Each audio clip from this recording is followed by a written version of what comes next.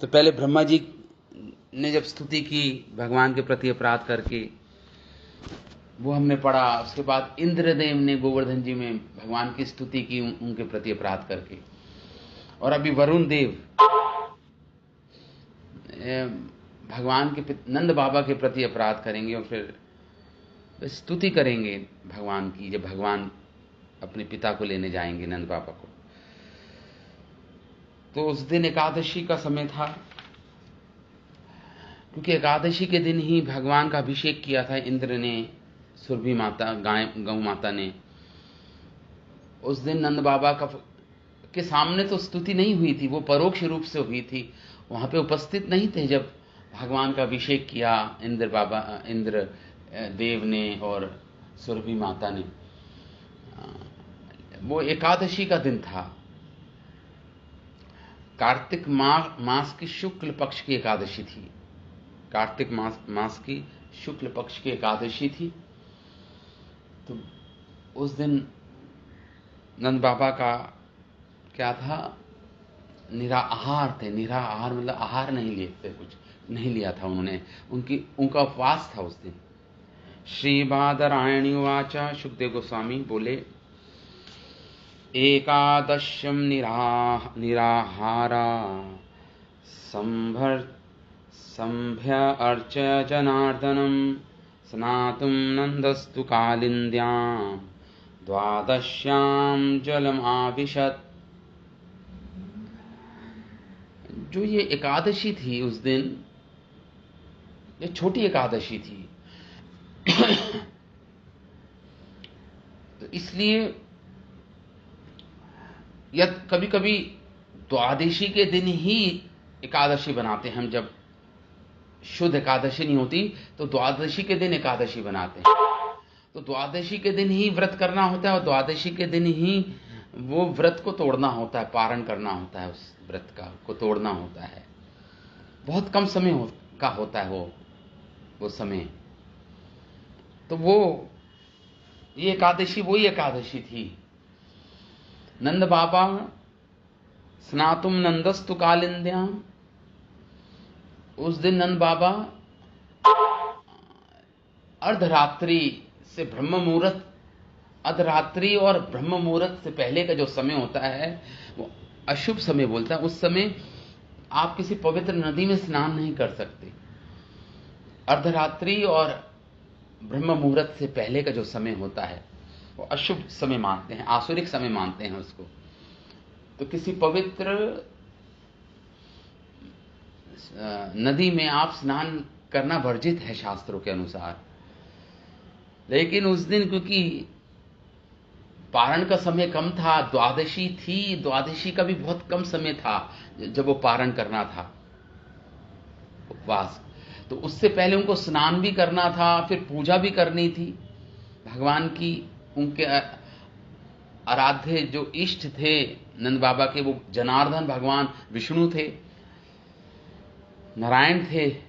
तो उनकी पूजा भी करनी थी। इसलिए उस समय में मतलब ब्रह्म मुहूर्त से पहले ही नंद बाबा को जमुना जी में स्नान करने जाना पड़ा। तो एकादश्याम निराहार संभ्य अर्चय जनार्दनम स्नातुम नंदस्तु कालिंद्याम। नंद बाबा ने स्नान किया उस आसुरिक समय में, अर्धरात्रि और ब्रह्म मुहूर्त से पहले ही।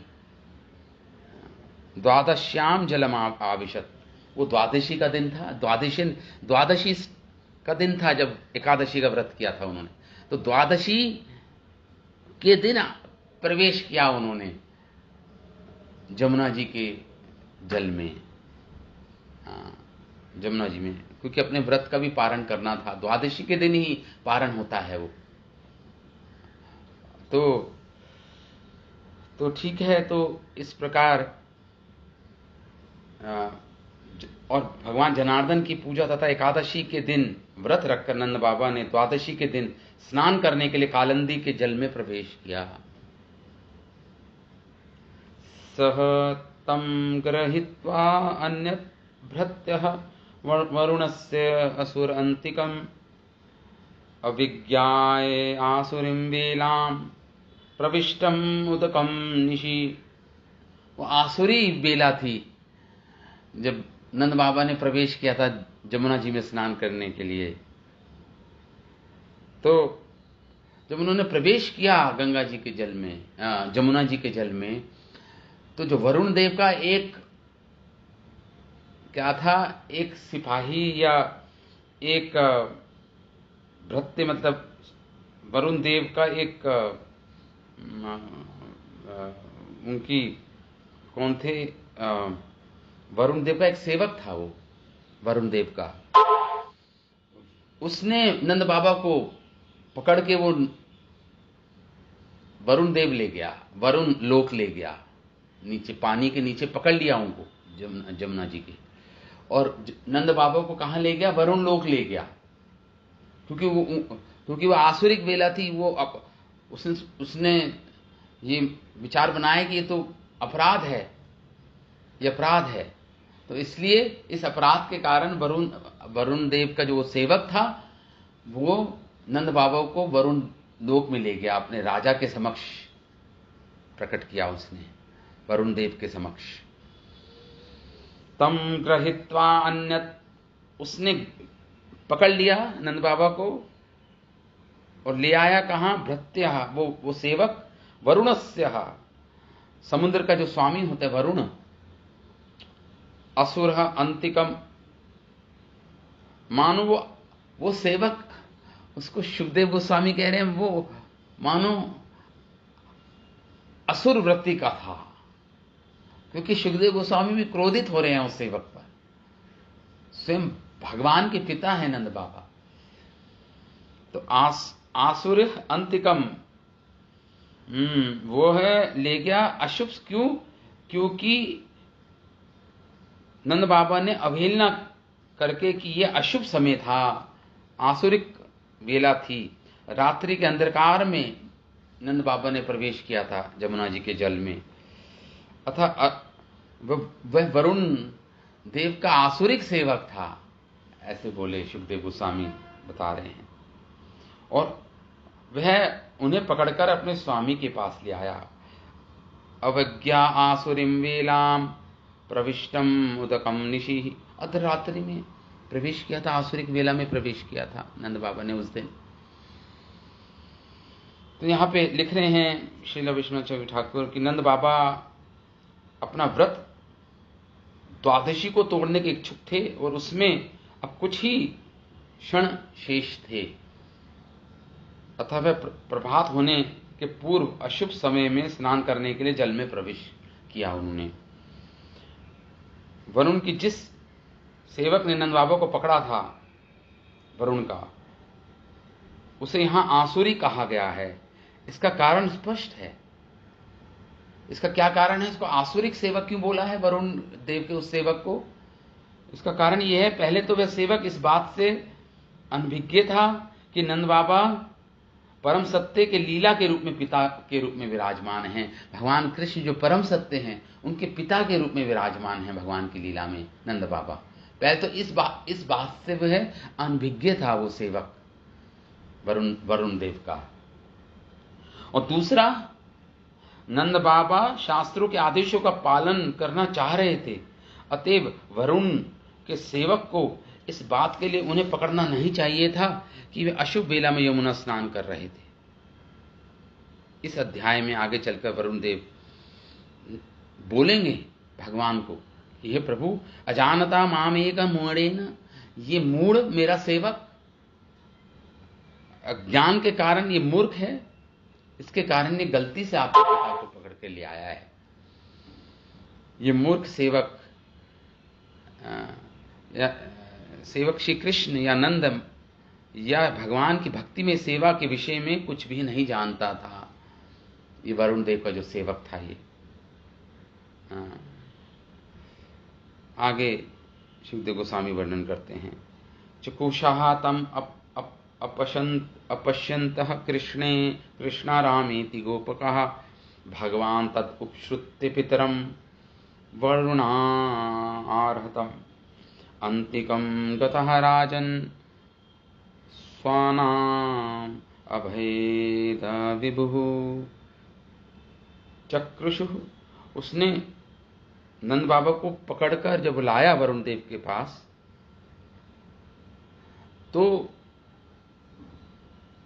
जब नंद बाबा गए थे स्नान करने तो उनके साथ कुछ वृद्ध गोप भी गए थे, नंद बाबा के साथ रहते थे वो है। तो उन्होंने देखा नंद बाबा ने प्रवेश किया है जमुना जी के जल में, लेकिन जमुना जी के जल से निकले नहीं नंद बाबा। अपश्यंतन, उनको ना देखकर कि वो निकल ही नहीं रहे जमुना जी के जल से, वह चिल्लाने लगे गोप वृद्ध, सारे वृद्ध गोप, हे कृष्ण हे राम, हे कृष्ण हे इति गोपकाः भगवान तत् उपश्रुत्य।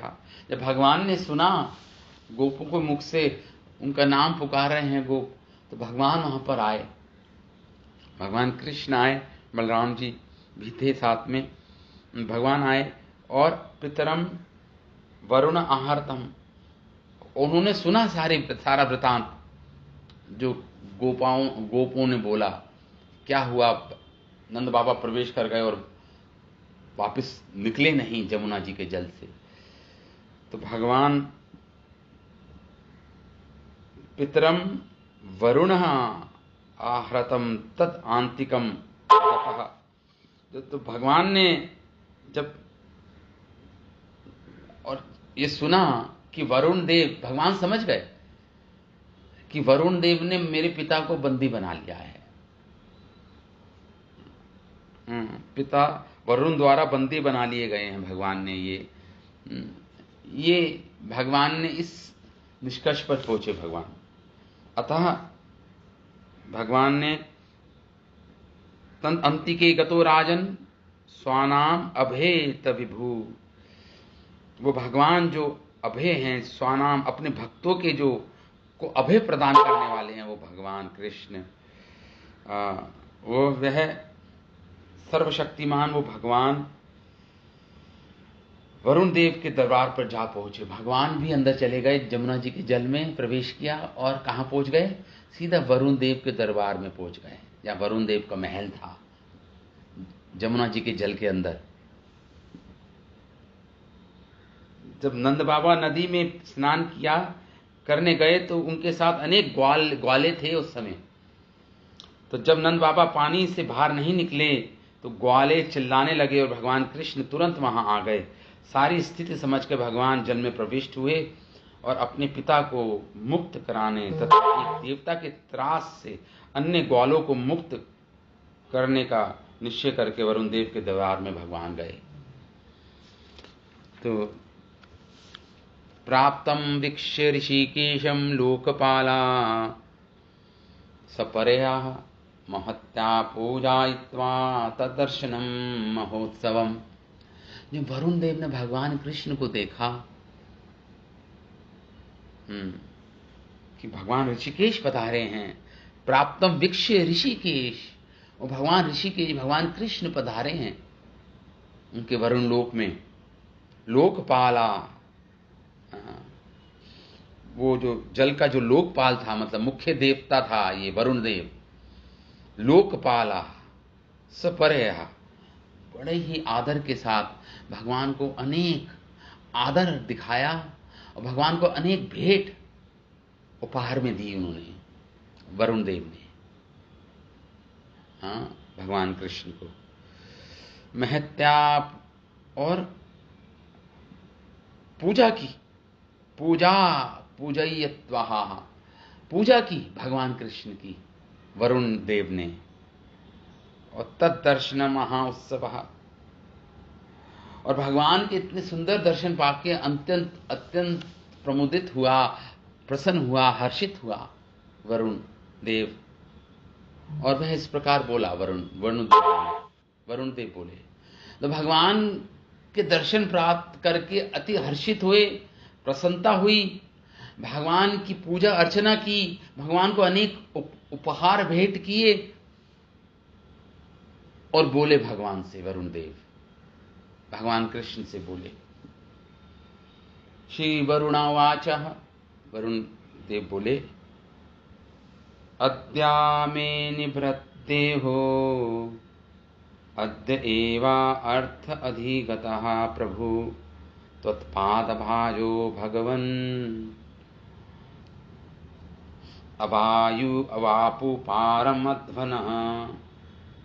श्री वरुण उवाच, बोले आज अद्य में निभृत देह अद्य, मैं आज आपके दर्शन प्राप्त करके मेरा इस देह को प्राप्त करना सफल हो गया। मेरा इस मनुष्य देह को प्राप्त करना, इस देवता के देह को प्राप्त करना मेरा सफल हो गया आपके दर्शन प्राप्त करके प्रभु। इस प्रकार भगवान की स्तुति कर रहे हैं। आज मेरे शरीर, जिसके कारण शरीर मिलता है किसी को भगवान के दर्शन के लिए, वो मेरा कार्य पूरा हो गया, मतलब मेरा जन्म सफल हो गया। इस प्रकार बोले वरुण देव। कह रहे निसंदेह अद्य में निभृत, निभृत मतलब सफलता हो गया, मेरा ध्येय प्राप्त करना सफल हो गया। अद्य एव अर्थ अधिकथा प्रभु, निसंदेह आपके दर्शन प्राप्त करना, आपको प्राप्त करना, यही जीवन का लक्ष्य है, यही जीवन का लक्ष्य है। वरुण देव बोले, हाँ हे भगवान, त्वत्पाद भाजो भगवन, इसलिए आप अपने चरण कमलों, हम लोग आपके चरण कमलों को स्वीकारते हैं। त्वत्पाद भाजो, भजन करते हैं, आपके चरणों की सेवा के अभिलाषी हैं। भगवान, हे भगवान, हे परम पुरुष, अवापुहु पारम अध्वन,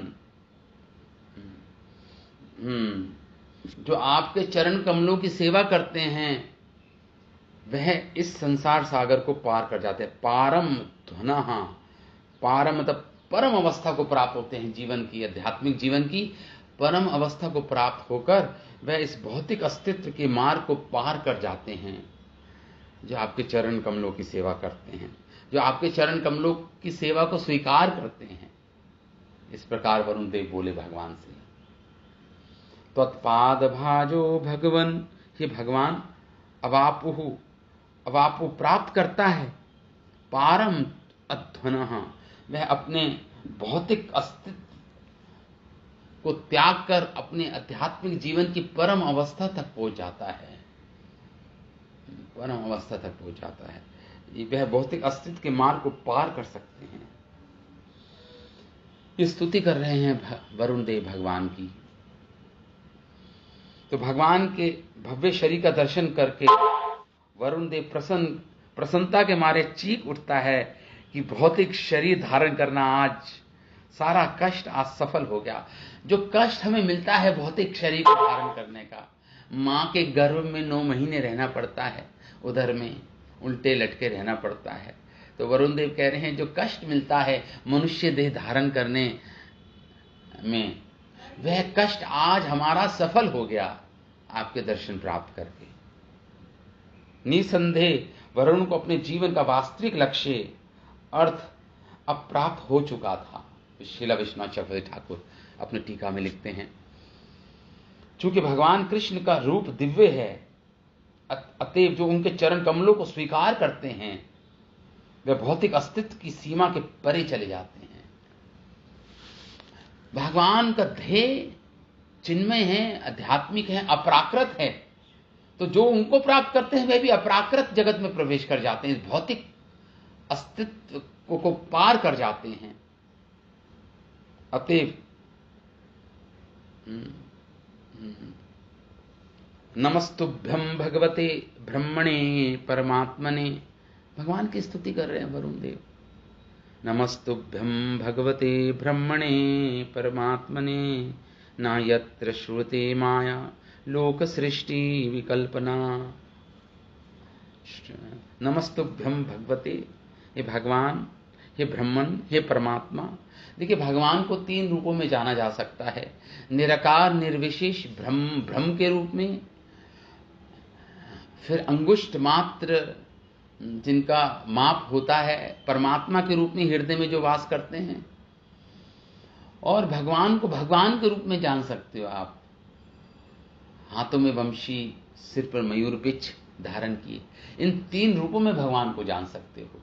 जो ज्ञानी होते हैं भगवान के निराकार निर्विशेष ब्रह्म ज्योति का दर्शन करते हैं, वहां तक पहुंच पाते हैं बस वो, ज्ञान मार्ग पर चलकर, योग मार्ग पर चलकर, ज्ञान मार्ग पर चलकर। और जो परमात्मा होते हैं, जो हृदय में विष्णु रूप में रहते हैं, चतुर्भुज रूप में जो परमात्मा रहते हैं, भगवान परमात्मा के रूप में रहते हैं हमारे हृदय में। तो योगी जन जो अष्टांग योगी होते हैं वो परमात्मा के तो दर्शन कर पाते हैं हृदय में अपने, जिनका माप साइज हमारे अंगुष्ठ जितना होता है, अंगूठे जितना होता है, उस परमात्मा के दर्शन कर पाते हैं, चतुर्भुज विष्णु के दर्शन कर पाते हैं। उन्हें परमात्मा रूप बोलते हैं भगवान का। और लेकिन जो भगवान के प्रेम भक्त होते हैं, जो भगवान से प्रेम करते हैं, जो भक्ति के मार्ग पर उन्नत हो चुके होते हैं, वे भगवान के रूप में दर्शन करते हैं, द्विभुज रूप में भगवान के दर्शन करते हैं, कृष्ण रूप में भगवान के दर्शन करते हैं। तो यहाँ पे प्रणाम कर रहे हैं वरुण देव, हे प्रभु नमस्तुभ्यम भगवते ब्रह्मणे परमात्मने। भगवते मतलब भगवान के रूप में, ब्रह्मन के रूप में और परमात्मा के रूप में आप ही हैं। तीनों रूपों में हैं भगवान ही, लेकिन 3 रूपों में भगवान प्रकट होते हैं साधक की साधना के अनुसार। न यत्र श्रुते माया, हे प्रभु आप ऐसा श्रुते, ऐसे शास्त्रों में लिखा है कि आप माया से अछूते रहते हैं, माया आपको छू नहीं सकती। आपकी ही शक्ति है माया, वो आपको छूती नहीं, आप अपनी माया शक्ति को छूते नहीं। और आपकी जो माया शक्ति, लोक सृष्टि विकल्पना, जो सृष्टि करती है भौतिक संसार की, ये भौतिक संसार की सृष्टि भगवान की माया शक्ति से होता है। भगवान की माया शक्ति से भौतिक संसार बनता है, लेकिन फिर भी भगवान अपनी माया शक्ति से अभिन्न ही रहते हैं, छूते नहीं, स्पर्श नहीं करते अपनी माया शक्ति को। तो कह रहे हैं कि हे प्रभु न यत्र श्रूयते माया, आपकी जो माया शक्ति है जिससे आप सृष्टि करते हो और व्यवस्था करते हो इस संसार की, भौतिक संसार की, फिर भी आप उसमें नहीं, अपनी माया शक्ति में रचते पचते नहीं हो। ये बोल रहे हैं यहाँ पे। तो यहां पर श्रुते शब्द बोल रहे हैं वरुण देव। श्रुते, श्रुति शब्द आया है। श्रुति मतलब वैदिक साहित्य, उसको श्रुति बोलते हैं। तो साक्षात भगवान की या उनके प्रबुद्ध जो भगवान के प्रतिनिधि होते हैं, शुद्ध वैष्णव होते हैं, उनके लिए जो श्रुति और वैदिक साहित्य या तो भगवान कृष्ण के या उनके शुद्ध भक्तों के प्रमाणिक कथनों से युक्त होता है। ये जो वैदिक साहित्य है या तो भगवान के बारे में बताता है, भगवान के भक्तों के बारे में बताता है। वैदिक साहित्य हमें उनकी महिमा के बारे में बताता है। इसलिए ना तो भगवान ना ही मान्य आध्यात्मिक अधिकारी जन कभी कहेंगे कि भगवान का परम सत्य में माया का दोष है। इसलिए भगवान ना तो भगवान और ना ही भगवान के वैष्णव जन ये कहते हैं कि नहीं, भगवान की माया का दोष है इसलिए भगवान अवतार लेके आए हैं, माया में है भगवान, ऐसे कभी नहीं कहते। श्रीधर स्वामी इंगित करते हैं कि यहां ब्रह्मणे शब्द बताया है कि भगवान स्वयं में पूर्ण हैं और परमात्मा शब्द सूचित करता है कि समस्त जीवों के नियंता परमात्मा रूप में भगवान सबके हृदय में बैठे हैं। इसलिए अपने में पूर्ण तथा सर्वशक्तिमान परम पुरुष के अंदर हमें भौतिक माया शक्ति का कोई दखल नहीं दिखता। भगवान के अंदर कोई माया शक्ति का दखल नहीं है। भगवान में न ब्रह्मन में, न परमात्मा रूप में, न ही भगवान रूप में माया शक्ति स्पर्श नहीं कर सकती भगवान को। हालांकि भगवान माया के द्वारा ही सृजन करते हैं संसार का, लेकिन फिर भी माया से अछूते रहते हैं। अजानता माम, आगे बोल रहे हैं वरुण देव। यहाँ पे श्री विश्वनाथ चक्रवर्ती ठाकुर अपनी तात्पर्य में यहाँ पे सब लिख रहे हैं कि Nand Baba Ekadashi fast therefore Varuna's servant should not have arrested. Varun के जो सेवक था उसको नंद बाबा को नहीं पकड़ना चाहिए था। यहाँ पे विश्वनाथ चक्रवर्ती ठाकुर कह रहे हैं, ये बात बोल रहे हैं यहाँ पे। और उसके बाद जब वरुण देव आए हैं और जब प्रार्थना की है वरुण देव ने भगवान की, तो यहाँ पे वरुण देव बता रहे हैं कि भगवान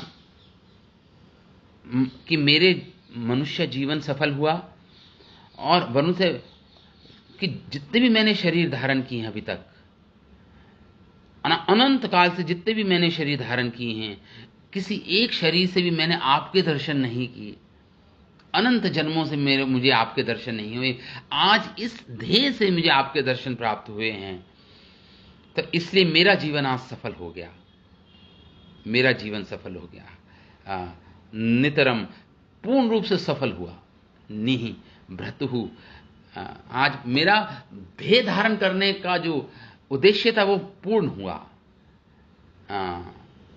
देयरफॉर मैं इसको अति मूल्यवान समझता हूं, आपके दर्शन प्राप्त करना, और इसलिए भगवान को भेंट दे रहे हैं कि मैंने those who worship you, इसलिए जो आपके चरण कमलों का आश्रय लेते हैं, I am to attain your darshan without any effort. और मेटेरियल, तो यहाँ पे ये बोल रहे हैं कि मैं भी आसानी से इस भौतिक संसार से पार हो गया आज आपके दर्शन प्राप्त करके। आगे बोलते हैं यहाँ पे विश्वनाथ चक्रवर्ती ठाकुर की अजानता माम के न मूढ़ेन अकार वेदिना अनितोऽयं तव पिता तत् भवान शंतुम अर्हति। कि अजानता माम के न, ये मेरा जो सेवक है, इसको इंगित करते हुए कहते हैं ये जो मेरा सेवक है, वरुण देव कहते हैं, इशारा करते हैं, ये अज्ञानी है एक नंबर का। अजानता माम के न, मूढ़ है, ये जानता नहीं कौन सा कार्य करना चाहिए कौन सा नहीं करना चाहिए। अकार्य वेदिना, नहीं जानता ये, अकार्य वेदिना, अपने कर्तव्य को नहीं जानता। इसलिए इसने आनी था अयम तब पिता तब भवान शंतुम अर्हति, क्योंकि नहीं जानता क्या करना चाहिए, इसलिए अनजाने में आपके पिता को यहां पे ले आया। ये अपना कर्तव्य नहीं समझता था। तो हे प्रभु कृपा करके हमें आप क्षमा करें, इस अपराध जो हमने किया है आपके पिता के प्रति, आपके प्रति, इसे हमें क्षमा करें आप, हमारे अपराधों के हमारे इस मूर्ख अज्ञानी सेवक द्वारा मेरे पास लाए गए आपके पिता, जो हमारे यथार्थ कर्तव्य को नहीं समझता था मेरा ये सेवक, कृपा करके हमें क्षमा करते हैं प्रभु। कि जब वरुण देव बोल रहा था तो भगवान कृष्ण वहां पे उपस्थित थे और नंद बाबा भी उपस्थित थे। और नंद बाबा को वरुण देव ने कहां बिठा रखा था? रत्नों से जड़ित एक सिंहासन पर बिठा रखा था नंद बाबा को, वरुण देव ने आसीन कर रखा था और स्वयं उनकी सादर पूजा की थी इस वरुण देव ने नंद बाबा की। रत्न जड़ित सिंहासन पर बिठाकर नंद बाबा की पूजा की थी इसने, वरुण देव ने। तो भगवान को दिखा रहे, भगवान से क्षमा भी मांग रहा है ये वरुण देव। इस तरह नंद बाबा का सूर्योदय के पूर्व जल में प्रवेश करना उचित था। श्रील जीव गोस्वामी लिखते हैं कि एकादशी केवल उस दिन 18 घंटे की थी, छोटी एकादशी थी, अतः सूर्योदय के पूर्व ही द्वादशी के 6 घंटे बीत चुके थे। मतलब द्वादशी रात को ही शुरू हो गई थी। द्वादशी रात को ही शुरू हो गई थी, रात्रि समय ही, क्योंकि छोटी एकादशी थी उस दिन। छोटी एकादशी, 18 घंटे की एकादशी थी उस दिन। तो द्वादशी जब आरंभ हुई तो 18 घंटे बाद ही द्वादशी शुरू हो गई और वो अर्धरात्रि थी। इसलिए अब द्वादशी के दिन पारण करना था, तोड़ना था एकादशी के व्रत को। इसलिए नंद बाबा अर्धरात्रि में ही प्रवेश कर गए थे जमुना जी के नल। जीव गोस्वामी अपने कमेंट्री में इस प्रकार लिखते हैं अपने टीका में, अतः सूर्योदय के पूर्व ही द्वादशी के 6 घंटे बीत चुके थे। सूर्य उदय से पहले 6 घंटे पहले ही द्वादशी का आरंभ हो गया था। इतनी छोटी एकादशी थी उस दिन। तो द्वादशी का जब आरंभ हो गया सूर्य उदय के 6 घंटे पहले ही, जिसमें उनको उपवास तोड़ना था, चूंकि सूर्य उदय होने पर व्रत भंग का सही समय बीत चुका होता। अगर सूर्य उदय होने की प्रतीक्षा करते नंद बाबा, तो जो पारण का समय होता है एकादशी व्रत तोड़ने का, वो बीत चुका होता, क्योंकि 6 घंटे पहले ही, सूर्य उदय से पहले ही द्वादशी आ गई। इसलिए नंद बाबा ने अन्यथा अशुभ समय में जल में प्रवेश करने का निश्चय लिया था। इसलिए कोई अधर्म नहीं किया था नंद बाबा ने। उनका ही अपराध नहीं मानना चाहिए उनके द्वारा। ये ऐसा जीव गोस्वामी लिख रहे हैं अपने तात्पर्य में। वरुण का सेवक वैदिक अनुष्ठानों का पालन करने वालों के निमित्त इस विस्तृत बातों को अवश्य ही ज्ञात रहा होगा। इसके अतिरिक्त नंद बाबा श्री भगवान के पिता के रूप में आचरण कर रहे थे, अतः वे परम पवित्र व्यक्ति थे, जिन्हें वरुण देव के मूर्ख सेवक जैसे संसारी नगण्य इनसिग्निफिकेंट अधिकारी छू भी नहीं सकते। क्योंकि नंद बाबा आध्यात्मिक देह है नंद बाबा की, भगवान के पिता हैं, वो शाश्वत पिता हैं नंद बाबा। तो एक अज्ञ अधिकारी, एक छोटा सा अधिकारी वरुण लोक का, वो स्पर्श भी नहीं कर सकता था। लेकिन फिर भी लीला होनी थी, इसलिए भगवान ने ये सब होने दिया, ऐसा योग माया ने होने दिया ऐसा। आगे, ममा अपि अनुग्रहं कृष्णः कर्तुम अर्हसि अशेषदृक् गोविंद नियताम एषः पिता ते पितृवत्सलः। हे प्रभु, ममा अपि अनुग्रहम, आप मुझ पर कृपा कीजिए, अनुग्रह कीजिए। वरुण देव बोले भगवान से, ममा अपि अनुग्रहम कृष्ण, हे कृष्ण मुझ पे अनुग्रह कीजिए। कर्तुम अर्हसि अशेष दृक्, कीजिए हर वस्तु। हे कृष्ण, आप सर्वदृष्टा हैं। सर्वदृष्टा मतलब आप सब कुछ देख सकते हैं, सब कुछ समझ सकते हैं, देख सकते हैं आप। कर्तुम अशेष दृक् अर्हसि, आप हर वस्तु को देखने वाले हैं, आप सर्वदृष्टा हैं आप। हे गोविंद, नियताम एष पिता ते पितृवत्सला, और मैं जानता हूं, वरुण देव कहते हैं कि आप पितृवत्सल हैं। पिता के प्रति आपके पिता का आपके प्रति वात्सल्य भाव है, और आप भी अत्यधिक प्रेम करते हैं अपने पिता नंद बाबा से। पितृवत्सला, इसलिए आप निवेदन करते हैं कि आप अपने पिता को ले जा सकते हैं। पिता ते पितृवत्सलः, हे गोविंद, आप उन्हें अपने घर ले जाएं। ये विनती कर रहे हैं वरुण देव भगवान कृष्ण को के लिए, कि ये निवेदन कर रहे हैं कि आप अपने पिता को अपने घर वापस ले जाएं। श्री शुका वाचा, शुकदेव गोस्वामी आगे वर्णन करते हैं, एवं प्रसादितः कृष्णो भगवान ईश्वर ईश्वरे अतायागा स्वपितरम बंधुनाम च आवहन मुदन। शुकदेव गोस्वामी ने आगे वर्णन किया इस प्रकार, एवं प्रसादिता कृष्ण, वरुण देव की स्तुति से भगवान प्रसन्न हो गए, भगवान संतुष्ट हो गए वरुण देव से। भगवान ने अपराध नहीं लिया वरुण देव का। प्रसादिता कृष्ण, भगवान ईश्वर ईश्वरा, वो भगवान जो पूर्ण ईश्वर है, पुरुषोत्तम भगवान, अपने पिता को लेकर अदाया आगयात स्वपितरम, अपने पिता को लेकर पुनः बंधुनाम, अपने पिता को लेकर घर लौट आए। और जब नंद बाबा को सारे ब्रजवासियों ने देखा तो अत्यधिक प्रसन्न हो गए, सबके सब। अत्यधिक जो संबंधी थे नंद बाबा के, अत्यधिक क्या हो गए, सुपितरम बंधुनाम च आवहन मुदम। हर्षित हो गए, सब प्रसन्न हो गए नंद बाबा को के पुनः दर्शन प्राप्त करके। सबको बहुत अच्छा लगा, नंद बाबा को देख के अत्यधिक हर्षित हुए सब के सब। तो इसमें भगवान, इस लीला में भगवान समस्त ईश्वरों के ईश्वर रूप में अपने पद का प्रदर्शन कर रहे हैं। इस लीला में भगवान देखिए, अब भगवान की स्तुति की, भगवान को भेंटें दी भगवान कृष्ण को वरुण देव ने। और किसकी उपस्थिति में? नंद बाबा उपस्थित थे वहां पर। हाँ, अब नंद बाबा सोच रहे हैं, गर्गाचार्य जी ने बोला था कि मेरे पुत्र के अंदर नारायण जैसे गुण विराजमान हैं, लेकिन मुझे तो अब लगता है ये स्वयं नारायण ही है मेरा पुत्र। इस प्रकार नंद बाबा सोच रहे हैं अपने मन में।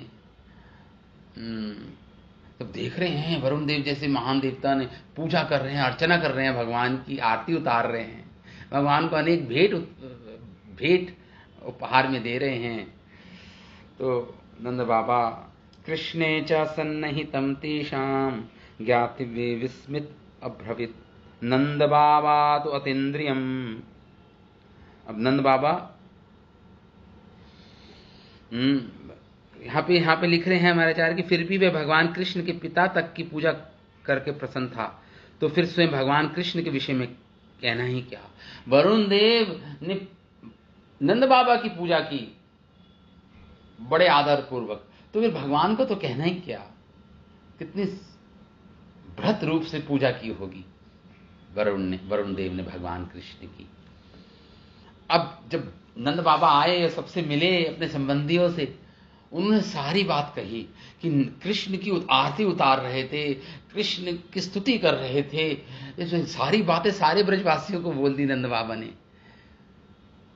ये सारी बातें बोली सारे ब्रजवासियों को। नंदः तो अतीन्द्रियम, अतीन्द्रिय मतलब जो पहले देख के आए हैं अभी अभी नंद बाबा, कृष्ण की स्तुति हुई, कृष्ण की आरती उतारी गई। अतीन्द्रियम दृष्टा लोकपाला, लोकपाला मतलब वो जो वरुण देव जो अधिष्ठात्र देवता था समुद्र का, वरुण देव द्वारा महा उदयम। और कृष्ण का ऐश्वर्य देखा नंद बाबा ने, कैसे कृष्ण की पूजा हो रही है, कृष्ण की उपासना हो रही है।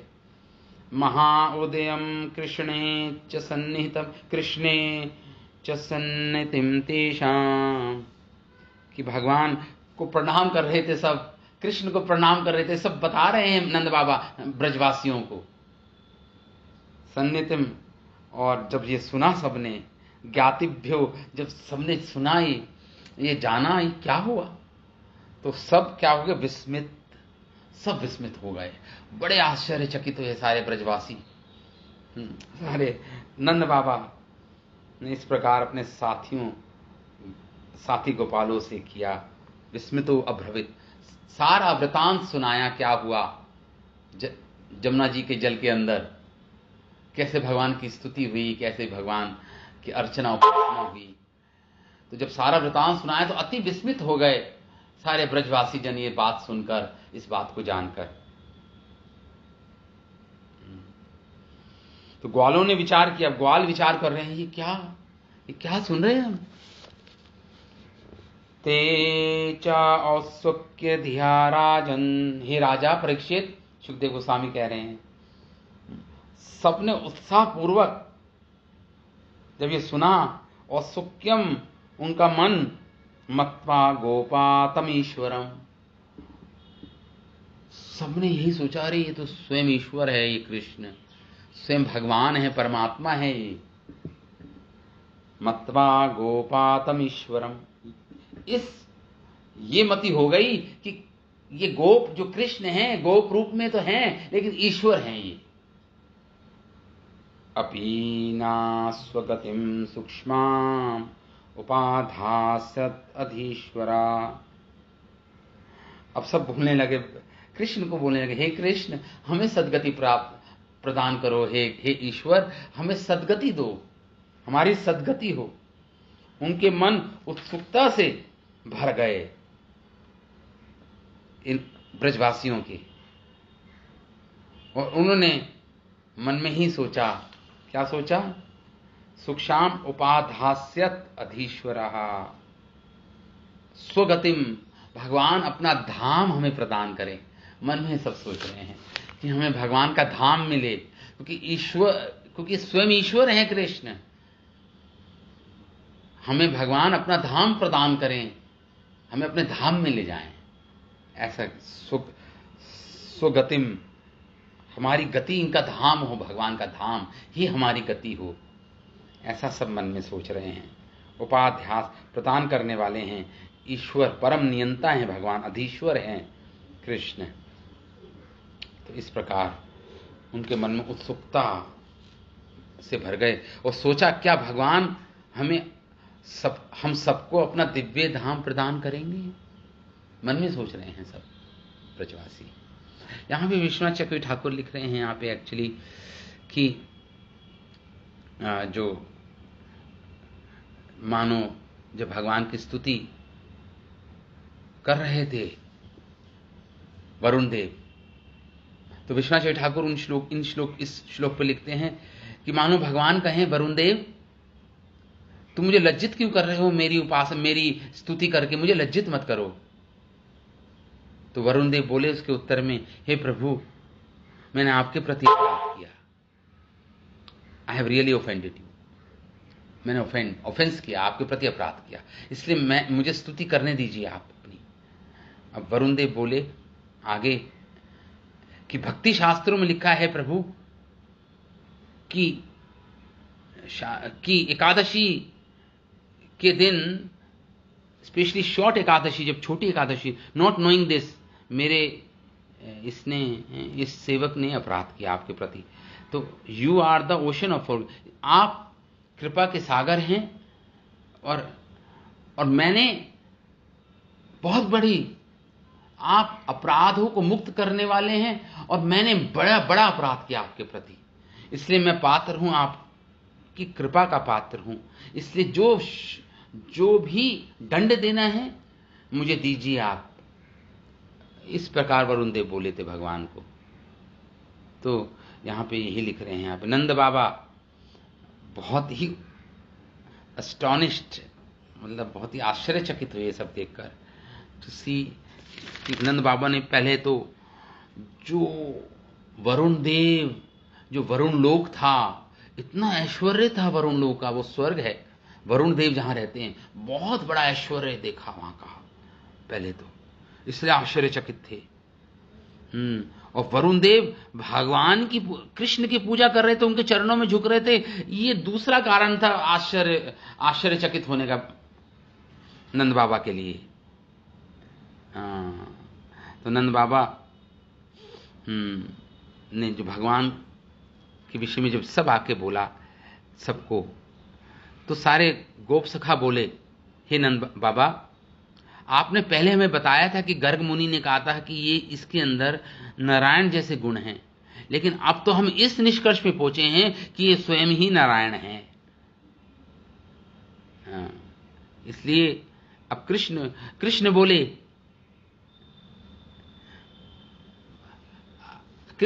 भगवान बोले छोटे बालक के रूप में कि तुम्हारी जो इच्छा है मांग लो मुझसे, अगर तुम मुझे ईश्वर मानते हो तो ठीक है, जो तुम्हारी इच्छा है मुझसे मांग लो, आज मैं तुम्हें वर देना चाहता हूं।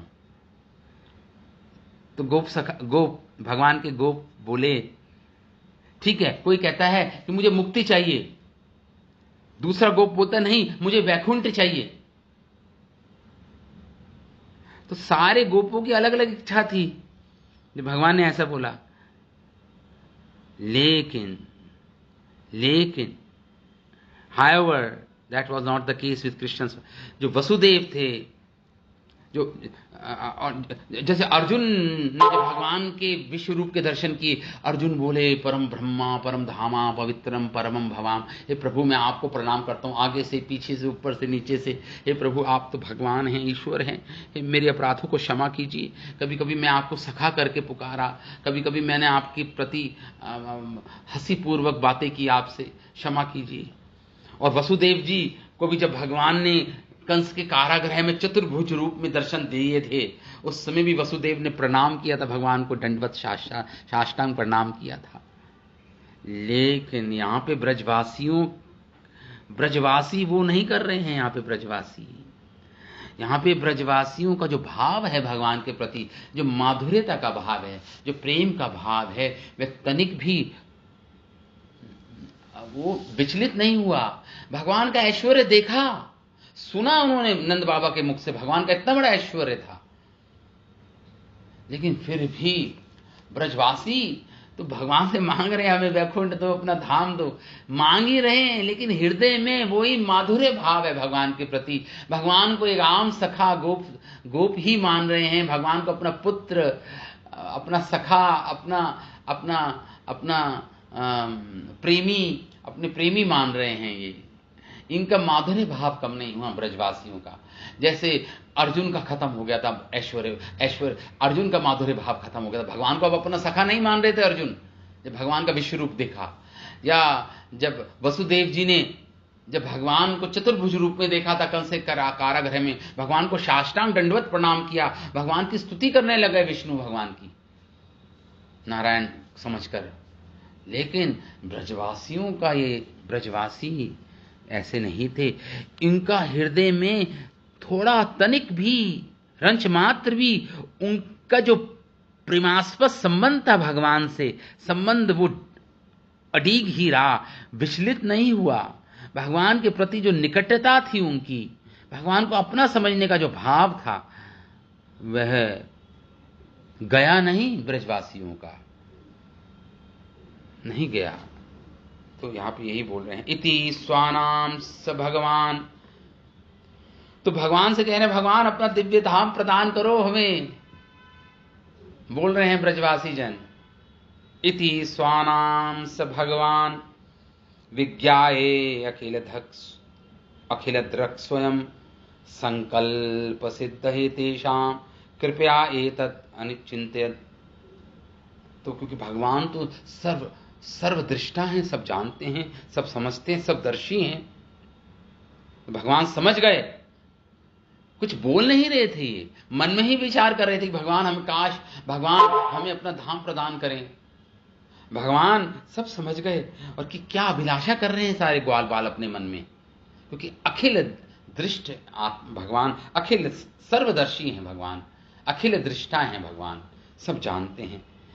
तो उन्होंने संकल्प सिद्ध है, उनके संकल्प को सिद्ध करने के लिए, ब्रजवासियों के संकल्प को सिद्ध करने के लिए भगवान इस प्रकार, भगवान चिंतित, भगवान ने सोचा, उनकी इच्छा थी, वो कह रहे थे क्या भगवान आप हमें अपना दिव्य धाम प्रदान करोगे, करेंगे क्या भगवान? अब ये संकल्प था उनका, ये इच्छा थी, उनकी अभिलाषा थी ब्रजवासियों की। अब भगवान तो अखिल सर्वदर्शी हैं, समझ गए उनकी अभिलाषाओं को। अब भगवान सोचने लगे क्या करूं मैं अब। भगवान ने इस प्रकार सोचा, जनो वै लोके एतस्मिन् अविद्या काम कर्म भी उच्च अवचाशु गतेषु न वेद स्वाम गतिम भ्रमन्। भगवान ने सोचा, भगवान अब सोच रहे हैं, गंभीर सोच है भगवान की, बहुत गहराई है भगवान की सोच में। आप तो भगवान क्या सोच रहे हैं? भगवान सोचे जनो वही लोक एतस्मिन्, इस संसार के जो लोग होते हैं, जो ये इस संसार के लोग, ये भौतिक संसार की बात कर भगवान ने सोचा, ये सोच रहे हैं भगवान अपने मन में, जनो वही लोक एतस्मिन् अविद्या काम कर्म, सभी के सभी जीव अविद्या के कारण ग्रसित हैं और इसके कारण अपने कर्मों में संलग्न हैं। अविद्या के कारण कर्म करते हैं और कर्मों में फंस जाते हैं, कर्म बंधन में फंस जाते हैं। कर्मों के कारण अविद्या है, अविद्या से कर्म करते हैं और कर्म करके और फंसते जाते हैं कर्म बंधन में, और अधिक कर्म बंधन की गांठ लग जाती है उनके ऊपर।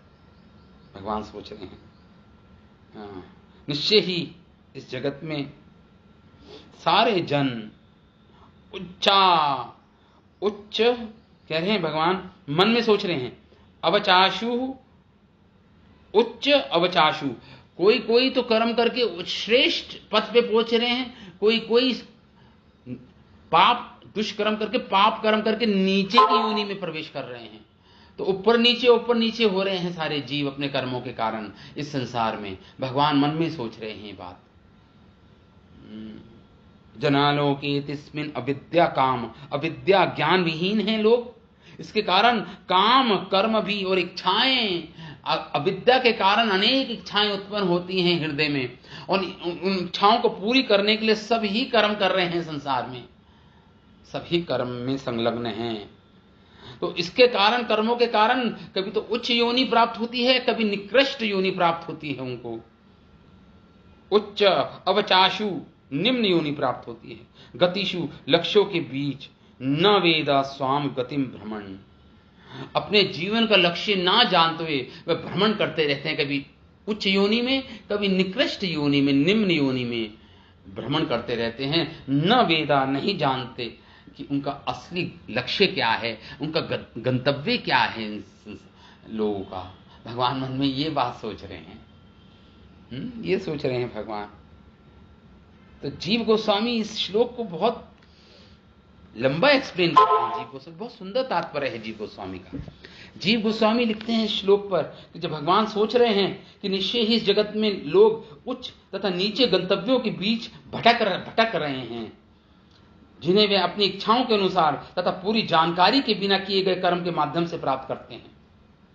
इस तरह लोग अपने वास्तविक गंतव्य को नहीं जान पाते कि मनुष्य जीवन का लक्ष्य क्या है, गंतव्य क्या है, आखिर पहुंचना कहां चाहते हैं हम सब, ये नहीं जानते लोग। भगवान मन में ये सोच रहे हैं। तो जब एक्चुअली इच्छा क्या है ब्रजवासियों की, भगवान हमें अपना धाम ले जाएं। और भगवान जब ये भगवान समझ रहे हैं कि क्या अभिलाषा है इनकी, क्या सोच रहे हैं ब्रजवासी जन, और भगवान क्या सोच रहे हैं। इस संसार के लोग नहीं जानते जीवन का परम लक्ष्य क्या है। कर्मों के कारण कभी उच्च योनि में कभी निम्न योनि में भटक रहे हैं संसार के लोग। जीव गोस्वामी लिखते हैं इस श्लोक पर ने विस्तार से बतलाया कि किस तरह ये लोक श्री भगवान के धाम वृंदावन के नित्य मुक्त वासियों पर लागू होता है। श्रीमद् भागवतम का एक मूल दार्शनिक सिद्धांत है।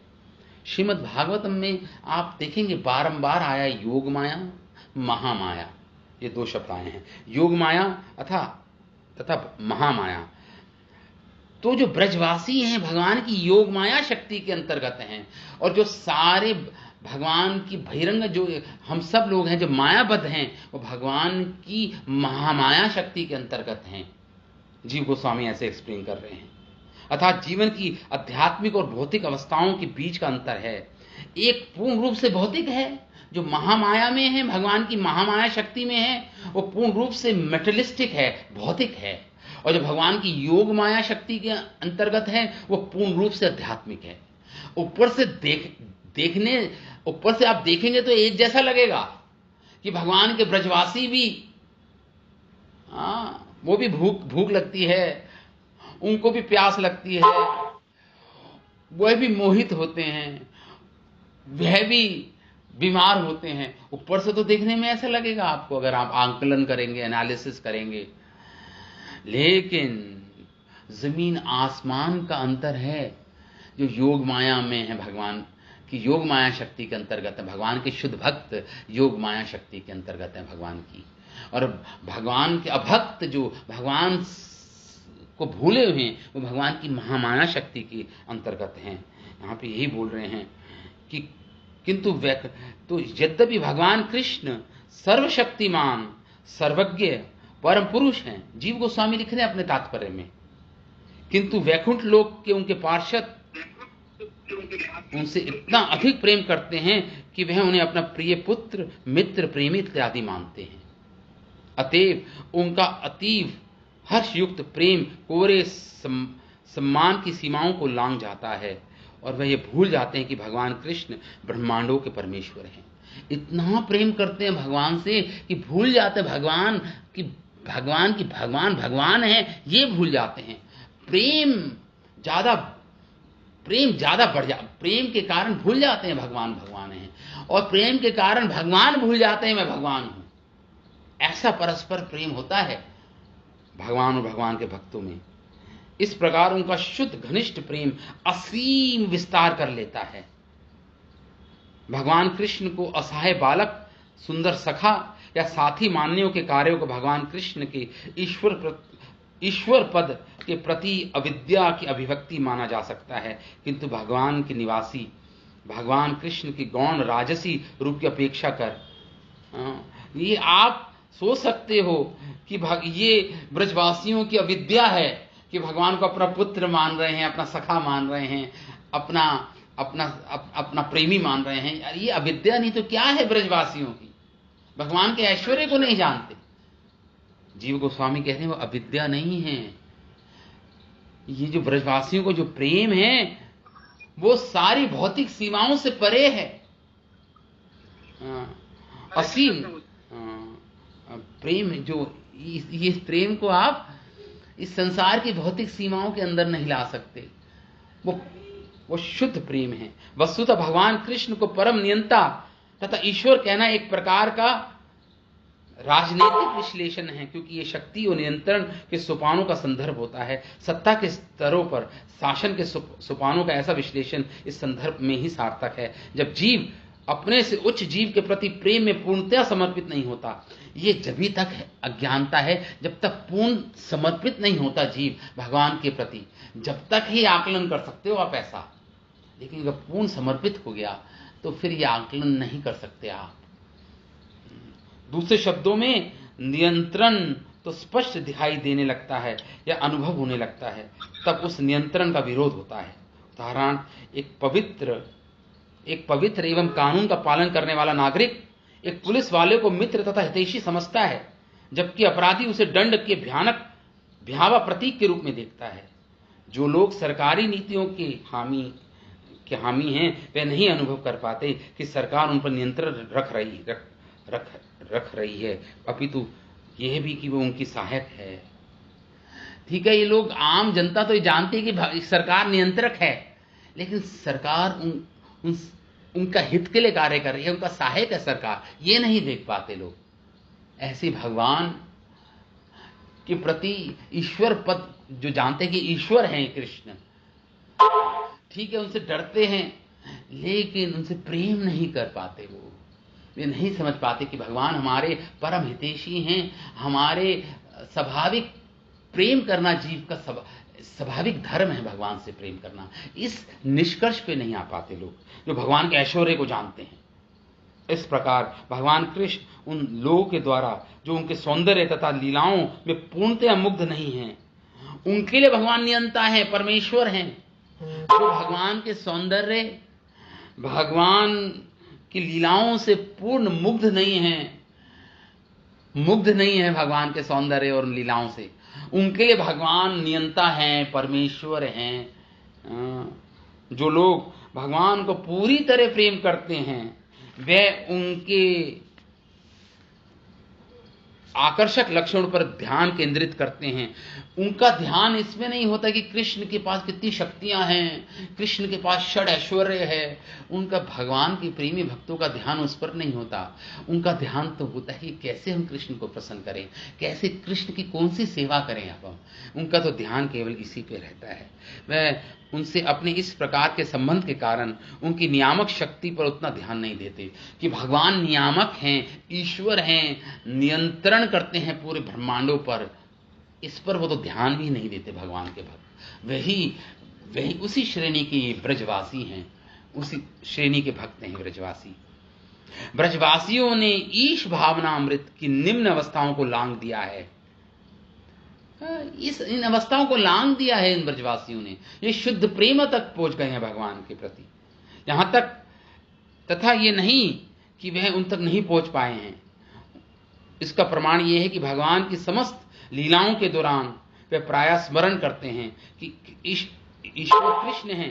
सामान्यतः उन्हें इस स्मरण पर आश्चर्य होता है क्योंकि वे कृष्ण को अपना मित्र, प्रेमी इत्यादि के रूप में देखने में लीन रहते हैं। अब स्मरण, कभी कभी विचार आता है इन ब्रजवासियों, अरे ये तो ईश्वर है, ये तो कृष्ण तो ईश्वर है, लेकिन फिर उनका जो प्रेम है, माधुर्य प्रेम, फिर वो ज्यादा वो उस ऐश्वर्य भाव को पूर्ण रूप से वशीभूत कर लेता है, ऐश्वर्य भाव को पराजित कर देता है। उनका माधुर्य भाव ऐश्वर्य भाव को पराजित कर देता है, इन ब्रजवासियों का भाव। तो यहां पे यही जीव गोस्वामी इस बात को एक्सप्लेन करने का प्रयास कर रहे हैं। यही सिद्धांत है, वैष्णव सिद्धांत है। काम सामान्य रूप में भौतिक इच्छा या किसी ऐसे प्रबल आध्यात्मिक इच्छा को सूचित करने के लिए कि वह किसी प्रकार प्रबल भौतिक इच्छा, फिर भी मौलिक अंतर तो बना ही रहता है। यह स्मरण करना चाहिए कि इस धरा पर भगवान कृष्ण के अवतरण का संपूर्ण उद्देश्य जीवों को भगवत धाम वापस ले जाने के लिए आकृष्ट करना है। इसलिए दो बातें इसके लिए आवश्यक हैं।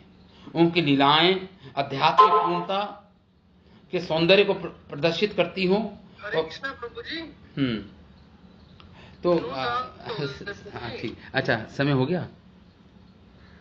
अच्छा, तो थोड़ा सा सिद्धांत जब जीव गोस्वामी प्रस्तुत कर रहे हैं, थोड़ा मुश्किल है ये, थोड़ा समझना इसको मुश्किल है, लेकिन मैं अगली क्लास में इसको सरल रूप में आपको समझाने का प्रयास करूंगा। ये अध्याय के 3-4 श्लोक और रहते हैं और उसके बाद भगवान अब इन ब्रजवासियों को अपना धाम प्रकट करेंगे। जैसे अक्रूर जी को जब जमुना के हृद में जब अक्रूर जी ने डुबकी लगाई तो भगवान का वैकुंठ लोक के दर्शन हुए अक्रूर जी को, जब भगवान कृष्ण बलराम को मथुरा ले जा रहे थे अक्रूर घाट पर। वैसे ही उसी हृद में ले जाकर भगवान इन ब्रजवासियों को अपना धाम प्रकट कराएंगे, अपना गोलोक वृंदावन धाम, वैकुंठ धाम, अपना निराकार रूप भी प्रकट करेंगे इनके सामने, ब्रजवासियों के सामने। इनकी यही अभिलाषा है, भगवान को जानना चाहते हैं, लेकिन अंततः फिर वही भगवान के माधुर्य भाव में ही रह जाएंगे। ये भगवान के ऐश्वर्य को एक कोने में रख देंगे। यही ब्रज प्रेम है, यही ब्रज भाव की भक्ति है। तो ठीक है, अभी मैं यहाँ पे बीच में छोड़ता हूँ। अगली क्लास में हम इसको और ठीक से समझने का प्रयास करेंगे। इस जो शेष जो हमारा अध्याय बचा है इसको और हम पढ़ेंगे अगली क्लास में। श्रीमद् भागवतम महापुराण की जय, श्रील वेद व्यास मुनि की जय, श्री सुखदेव गोस्वामी की जय, श्रील प्रभुपाद की जय। निताय गौर प्रेमानंद।